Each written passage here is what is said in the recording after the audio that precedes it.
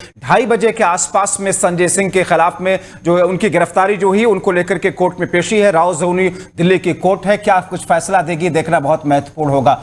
बढ़ते हैं अगली खबर की तरफ। चुनावी राज्य है राजस्थान, लेकिन जहां पर आयकर विभाग की छापेमारी की कार्रवाई से राजस्थान में इस वक्त हलचल सी मची हुई है। बताया ऐसा जा रहा है कि जो शहर के प्रॉपर्टी डीलर्स हैं, जो भूमाफिया हैं, जो बिल्डर हैं, उनके साथ साथ में अलग अलग जगहों पर, अलग अलग ठिकानों पर छापेमारी की कार्रवाई की जा रही है। और इस बीच में आयकर विभाग की टीम को कई सारे दस्तावेज भी मिले हैं, क्योंकि कहा यह जा रहा है कि पिछले कुछ दिनों से आयकर विभाग की टीम को इन तमाम लोगों के खिलाफ में कुछ शिकायतें मिल रही थी, जिसको लेकर के छापेमारी की कार्रवाई की जा रही थी। बताया ऐसा जा रहा है कि टीमों ने शहर में प्रॉपर्टी के काम करने वाले दलालों, व्यापारियों, बिल्डरों, प्रॉपर्टी से जुड़े हुए अन्य काम करने वाले लोगों के यहां पर गुरुवार सुबह छापेमारी की कार्रवाई शुरू की। अभी भी यह कार्रवाई चल रही है और ऐसे में प्रॉपर्टी व्यवसाय मीनाक्षी प्रॉपर्टी के मालिक शांतिलाल जैन और आर्ची ग्रुप के ऋषभ भागवंत सहित कई अन्य व्यापारियों के आवास और उनके दफ्तरों पर यह छापेमारी की कार्रवाई के बाद में कुछ ऐसी चीजें मिलने की उम्मीद जताई जा रही है, कहा जा रहा है,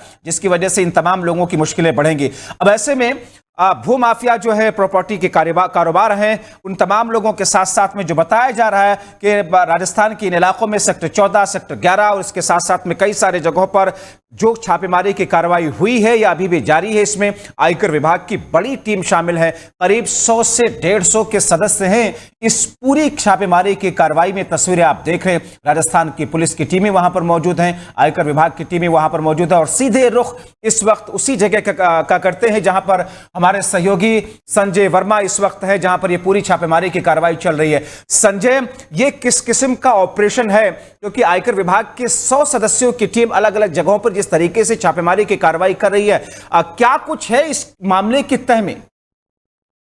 जब्बार, मैं बता दूं कि जिस तरह से राजस्थान चुनावी राज्य है और चुनावी राज्य होने के नाते लगातार यहाँ पे ईडी, इनकम टैक्स, तमाम एजेंसियां और छापेमार कार्रवाई कर रही हैं।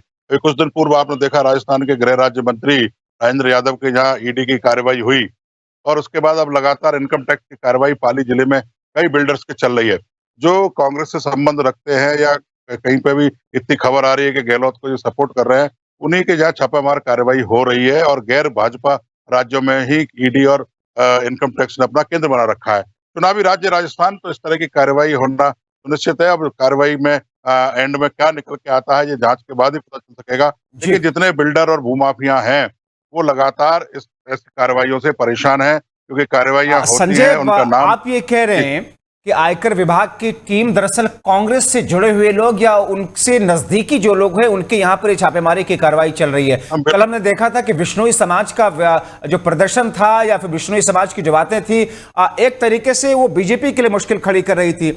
आज ये कार्रवाई दरअसल कांग्रेस पार्टी के समर्थकों के लिए मुश्किल खड़ी कर रही है, यानी कि ताना बाना चुनावी नजरिए से ही सारा है।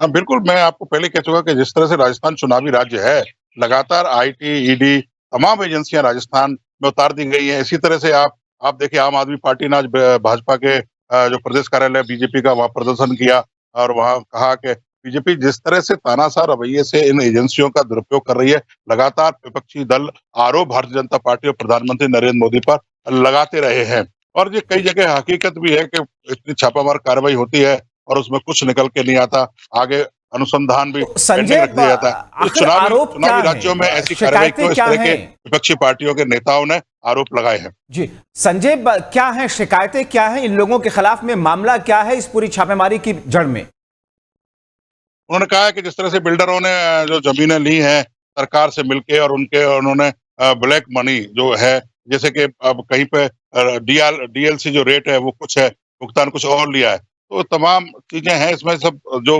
मामला है वो जांच के बाद ही सामने आ पाएगा कि किस तरह का क्या घोटाला ईडी इनकम टैक्स को लगा, क्योंकि आयकर विभाग तो आय से अधिक संपत्ति रखने के मामले में ही कार्रवाई करता है। तो उनके जो सीए हैं, जो भी हैं कंपनी की तरफ से और इनकम टैक्स की तरफ से जब बैठेंगे तब सच्चाई सामने निकल के आएगी। जब तक तो कार्रवाई अभी तक जारी है, अभी कार्रवाई खत्म नहीं हुई है। जी जब्बार।